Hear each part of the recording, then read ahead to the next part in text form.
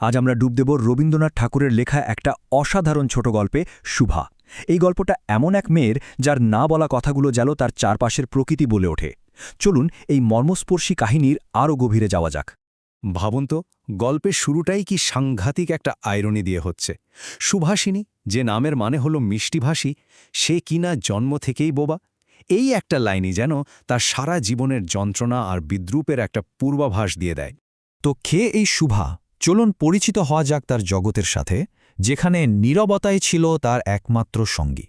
শুভা একদম ছোটবেলা থেকেই এটা বুঝে গিয়েছিল যে সে যেন তার নিজের বাড়িতেই ঈশ্বরের এক অভিশাপ। তাই সে সবসময় চেষ্টা করত নিজেকে সবার কাছ থেকে লুকিয়ে রাখতে।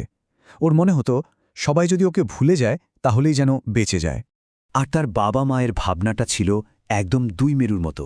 একদিকে বাবা বাণীকণ্ঠ, যিনি তাকে অন্য মেয়েদের থেকে একটু বেশি ভালোবাসতেন, আর অন্যদিকে তার মা, যার কাছে শুভা ছিল নিজের গর্ভের কলঙ্ক, একটা লজ্জা।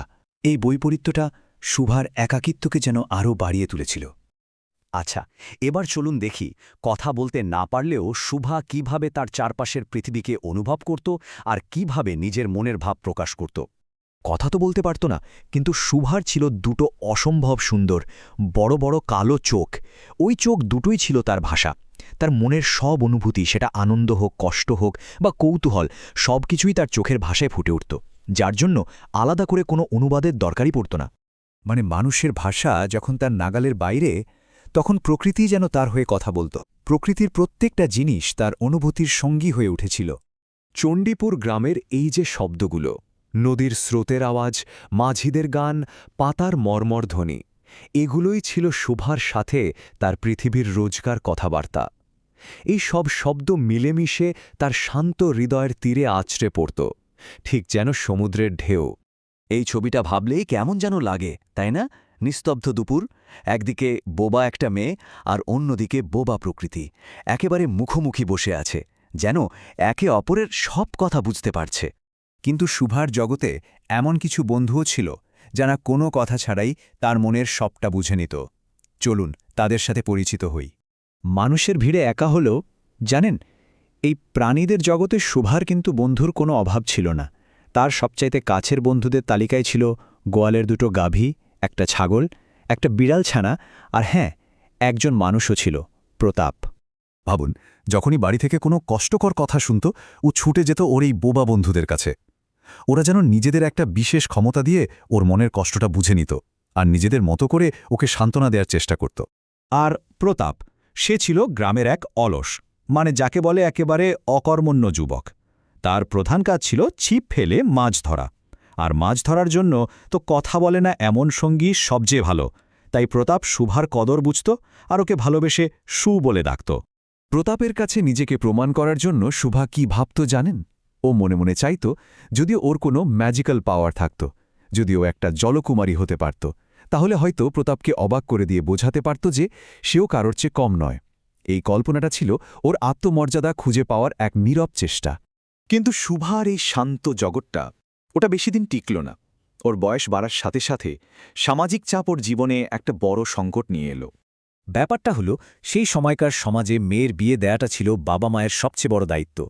কিন্তু একটা বোবা মেয়ের বিয়ে হবে কি করে? এই প্রশ্নটা শুধু তাদের পারিবারিক দুশ্চিন্তা ছিল না, এটা ছিল একটা সামাজিক সংকট। আর এই চাপ, এই সমাজের নিন্দা আর একঘরে হয়ে যাওয়ার ভয়, এসবের কারণেই তার বাবা মা একটা সাংঘাতিক কঠিন সিদ্ধান্ত নিলেন। তারা শুভাকে কলকাতা নিয়ে গিয়ে তার বিয়ে দেওয়ার চেষ্টা করবেন। তার মানে শুভাকে তার নদী, তার গাছপালা, তার বোবা বন্ধুদের ছেড়ে চিরদিনের জন্য চলে যেতে হবে। আর ঠিক এই সময়ে প্রতাপের একটা খুব সাধারণ হাসি মুখের কথা শুভার বুকে একেবারে তীরের মতো এসে বিঁধল। যে মানুষটাকে ও নিজের বন্ধু ভাবত, যার সঙ্গ ওর কাছে এত দামি ছিল, তার এই কথাগুলোই যেন বুঝিয়ে দিল যে শুভার চলে যাওয়াটা তার কাছে কতটা সামান্য একটা ব্যাপার। ঠিক যেমন একটা আহত হরিণ শিকারীর দিকে তাকিয়ে থাকে, শুভা সেভাবেই প্রতাপের দিকে তাকিয়েছিল। তার চোখে যেন একটাই প্রশ্ন ছিল, আমি তোমার কি ক্ষতি করেছিলাম? সেদিন ও আর গাছের তলায় বসল না, নিজের কষ্টটা নীরবে বয়ে নিয়ে বাড়ি ফিরে গেল। গল্পের শেষ অংশটা হল শুভার সেই প্রিয় গ্রাম ছেড়ে চলে যাওয়ার এক মর্মান্তিক কাহিনী, একটা নীরব হৃদয়ের ভেঙে যাওয়ার শব্দ। এটা গল্পের সবচেয়ে কষ্টদায়ক দৃশ্যগুলোর একটা, যাওয়ার ঠিক আগের রাতে। শুভা গেল গোয়াল ঘরে ওর সেই ছোটবেলার বন্ধুদের শেষ বিদায় জানাতে। ওর গাভী দুটোকে শেষবারের মতো আদর করল, ওদের গলা জড়িয়ে ধরল, আরও 2 চোখ দিয়ে টপটপ করে জল গড়িয়ে পড়ছিল, যেন ওর না বলা কথাগুলোই জলের স্রোত হয়ে বেরিয়ে আসছিল। আর তার বাবা বাণীকণ্ঠ, যিনি তাকে হয়তো সবচেয়ে বেশি ভালোবাসতেন, তার চোখও কিন্তু শুকনো ছিল না। তিনি মেয়ের মাথায় হাত বুলিয়ে সান্ত্বনা দেওয়ার চেষ্টা করছিলেন, আর তখন তার নিজের চোখ থেকেও 2 ফোঁটা জল মেয়ের চুলের ওপর পড়ল। বাবার ওই 2টো চোখের জল যেন মেয়ের জন্য তার সমস্ত ভালোবাসা আর অসহায়ত্বের নীরব প্রকাশ। আর গল্পের একেবারে শেষ দৃশ্যটা, ওটা সত্যিই হৃদয় ভেঙে দেওয়ার মতো। যে মা তাকে নিজের গর্ভের কলঙ্ক ভাবতেন, তার বদলে শুভা তার জন্মভূমি এই চণ্ডীপুরের মাটিকে মা বলে আঁকড়ে ধরল। সে যেন তার সমস্ত শক্তি দিয়ে পৃথিবীকে আঁকড়ে ধরে মিনতি করছিল, মা, আমাকে যেতে দিও না। শুভার গল্পটা আমাদের ঠিক এই প্রশ্নটার সামনে এনে দাঁড় করায়। যখন কথা বলার কোনো উপায় থাকে না, তখন অনুভূতিগুলো ঠিক কতটা গভীর হতে পারে, আর একজন মানুষ তার নিজের শেকড় থেকে বিচ্ছিন্ন হওয়ার যন্ত্রণা কিভাবে প্রকাশ করে। উত্তরটা হয়তো শুধু নীরবতাতেই লুকিয়ে নেই।